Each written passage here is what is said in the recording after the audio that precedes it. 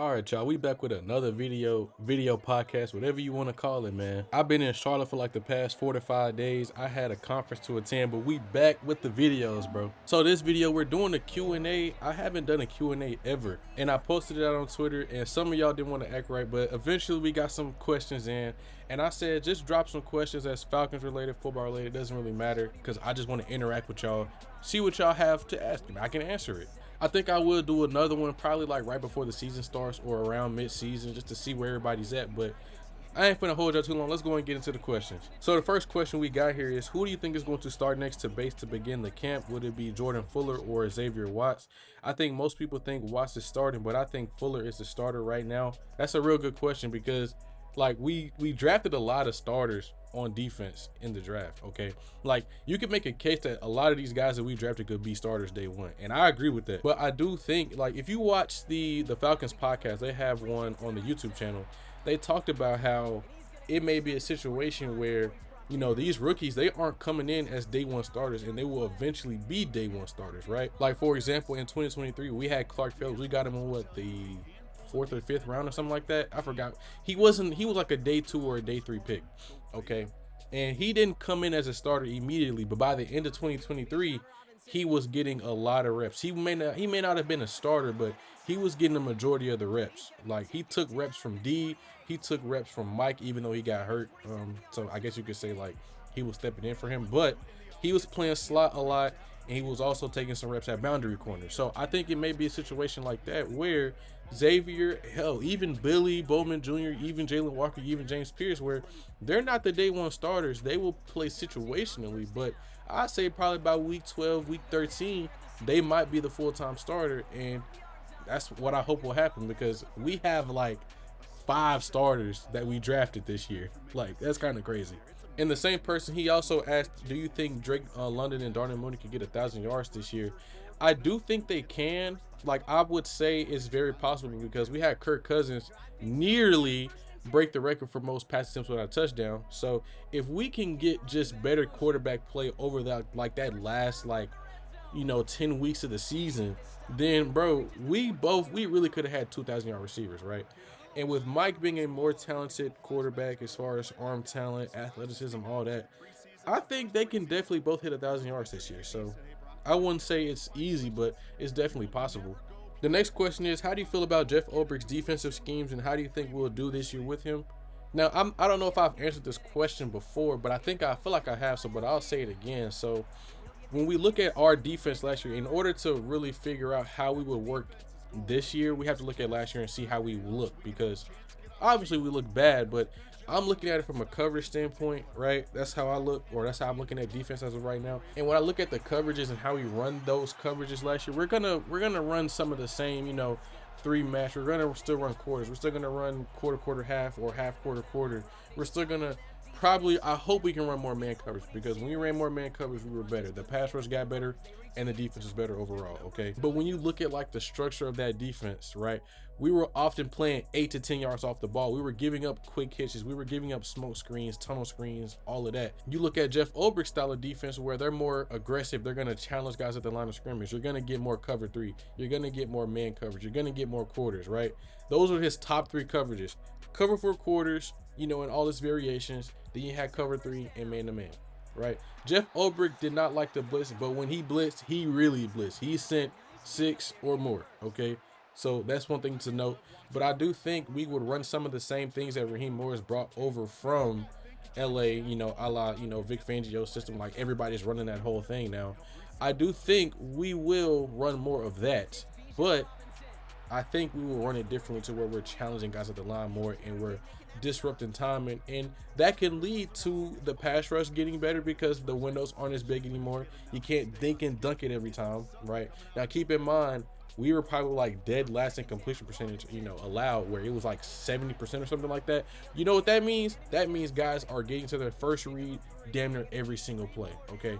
And we cannot let that happen. And how do you let guys get off their first read?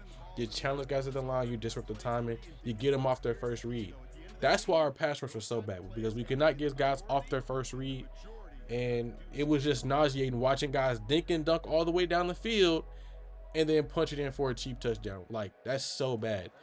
And sometimes And then as the season progressed, it got worse and worse to where now we have more film out. Now they're starting to bust our coverages. So it's, I think it will be better for sure, but I have to see it to believe it, because keep in mind, we are Falcons fans. We know how this team acts. So I got to see it to believe it, but I do think we will be much better. Especially when you look at, he likes to run man coverage too. So when you look at 2023, our pass rush was not elite or anything. It was probably like bottom half or like just below league average, right?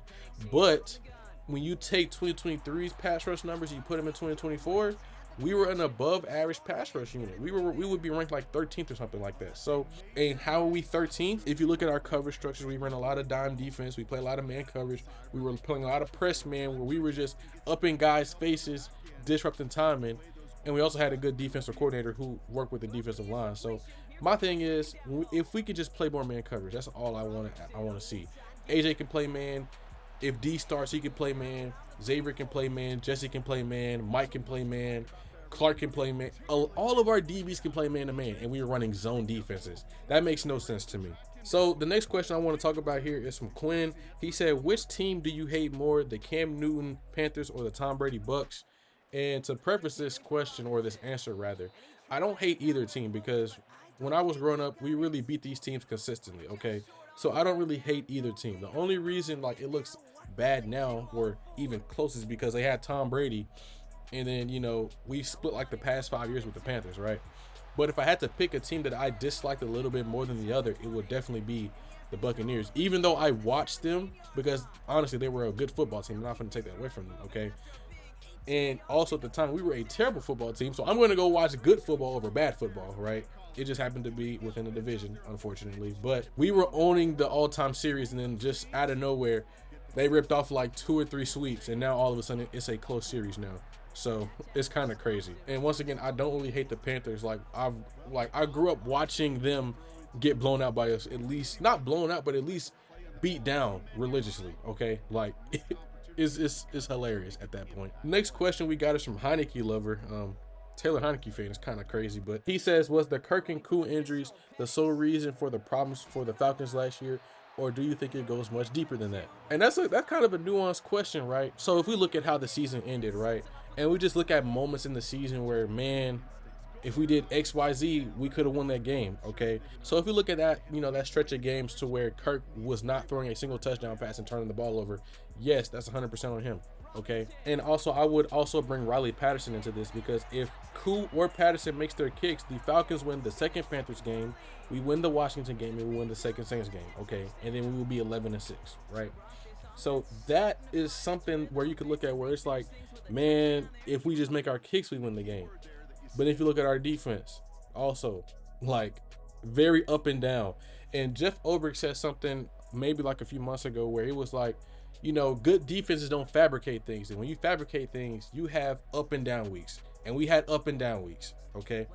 So if you also look at it from that standpoint, where we had a very inconsistent defense that was more bad than good, if we want to be honest. But I don't think it's really any one person. I think it's mainly just a combination of things. But I do also believe that we aren't as bad as, the record says. And people can say you are what your record says, but it's like, dog, a lot of that was just like, what's the chances of a quarterback breaking or nearly breaking the record for most pass attempts without a touchdown? Like, that's just not going to happen every year, or nobody's going to threaten that record often, okay? That's how I feel about it. Like, we were just a few unlucky moments away from winning 11 games, okay? And we were like, I think we're like the first team to actually blow like a division lead like that. So once again, when we do things bad, we make history. So it's never going to happen again, probably. All right, so the next few questions we're going to look at, they're not necessarily Falcons related, but they're football related, because this is a football channel after all. So let's get into them. So the first question is, what is your favorite position to play or to watch on film? I would say on film, that's what I'm assuming. And my question or my answer to that would be, so if I had to pick a favorite position to play, it's definitely running back, because I grew up playing running back all my life, right? And like when I started like the whole like draft process, okay, I looked at some of the running backs and I could tell who I liked, I could tell who I didn't like. And I'm not saying, those names in particular, because you guys really just won't care for those names. But that's one position that I play that I know through and through, and I feel like I can point out talent very well, okay? But then when we get to like positions that I like really love to watch, just like, oh man, I really love this position, it would definitely be safety, because safety is probably the most versatile position on defense when we look at like where they can line up and things they can do, right?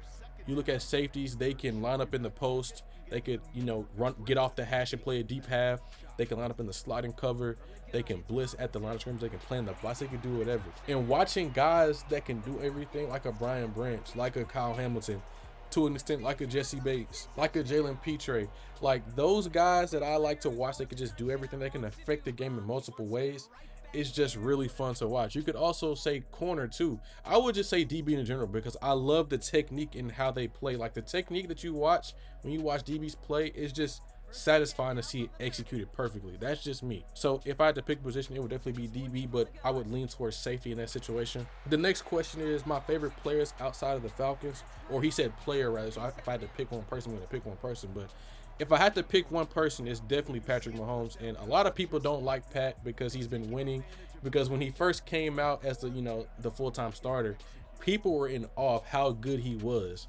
But then we get into like when he started winning, and it just got nauseating for guys because, oh my God, can, you know, somebody stop him? And people just got tired of him. And I don't blame people, but that's not going to make me hate him because he's a very good football player. The most talented the most talented quarterback we've ever seen. And then on top of that, he wins games. Like, come on, man. You're not going to gaslight me into hating Patrick Mahomes, because that is probably my favorite player in the league right now, if I had to be real. And then we get to the last question is, where did you learn all the football knowledge? Was it like gradual from the years, or was it something else? So I can answer this in multiple ways. So if I look at like my early life, so I started playing football when I was 4, right? So that means I had like a basic understanding of how football works since I was a child, okay? So, you know, I knew the basic things. I knew, you know, cadences. I knew gaps. I knew types of runs and all that type of stuff, okay? But once I got to middle school, I learned a little bit more. I was playing both sides. I played running back and linebacker. And then in high school, I played defense. I played linebacker. That's when I learned defense and, you know, how coverages work, right? I played the star position. It wasn't DB, but it was, we called it star, which is a strong side linebacker, by the way. Nowadays, a star is a DB position. But in that situation, I got to learn defense, and I learned coverages. I learned, you know, the different, you know, alignments for the defensive line.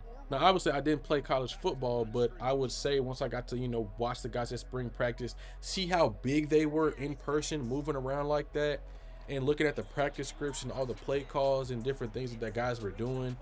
And I also learned, like, and also a way that I learned was watching coaching clinics, watching guys on YouTube like Alex Rollins, Brett Coleman. He's probably the biggest guy that I watch. I even watch some of his old stuff now. There's also other YouTubers like Jackson Kruger Sports. I don't know if y'all know him, but he does good breakdowns.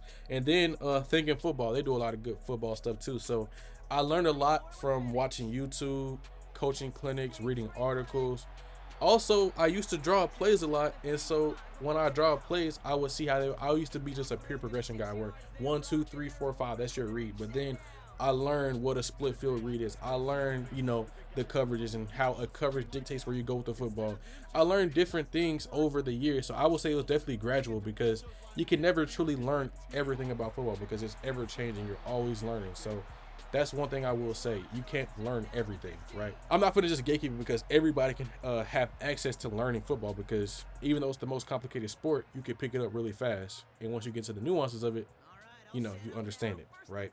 But that's all from me. If you guys did enjoy this video, be sure to like and subscribe for more. When I do more Q&As, I need y'all to interact, because I want more questions when I do this again. So I'll see you guys later in the next video. Goodbye.